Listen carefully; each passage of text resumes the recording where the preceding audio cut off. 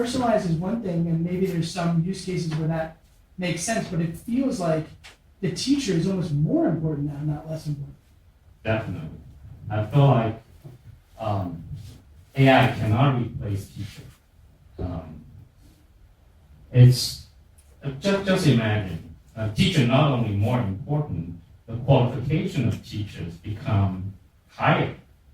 And if you're in a classroom and your students come and go because they're in different learning pace, and you have visual learners, have a AI companion that help the students learn visually, you have a text learner, you have audio learner, you have all different needs. And if you're a mentor to a class of 15 students, in the past, maybe you do differentiate just two groups, the fast group and the slow group.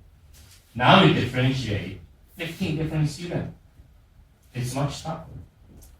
And a lot of time when we say AI helps, it might be helpful in retrieve the information faster. But does it really help in your thinking? It may not. One example I like to have is like calculators.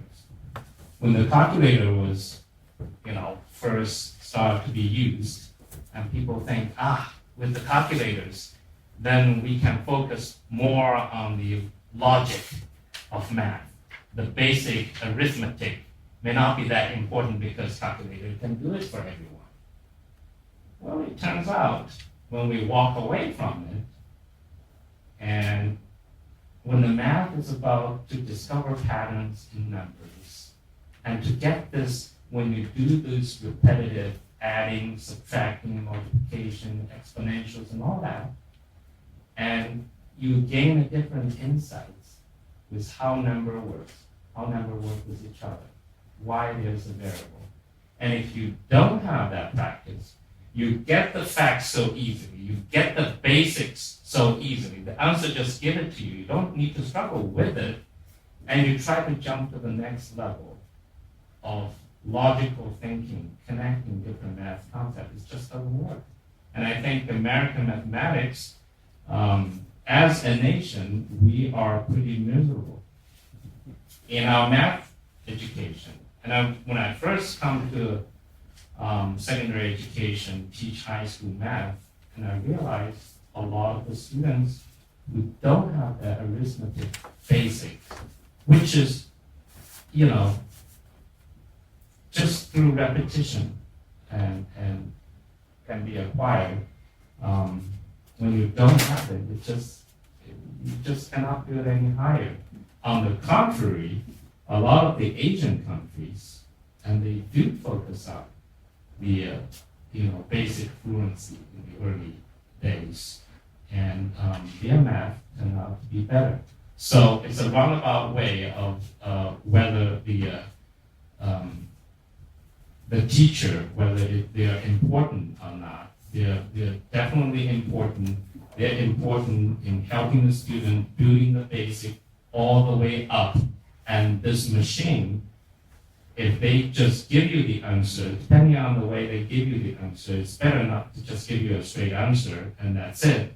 If that's the case, then it will diminishing the result of our education.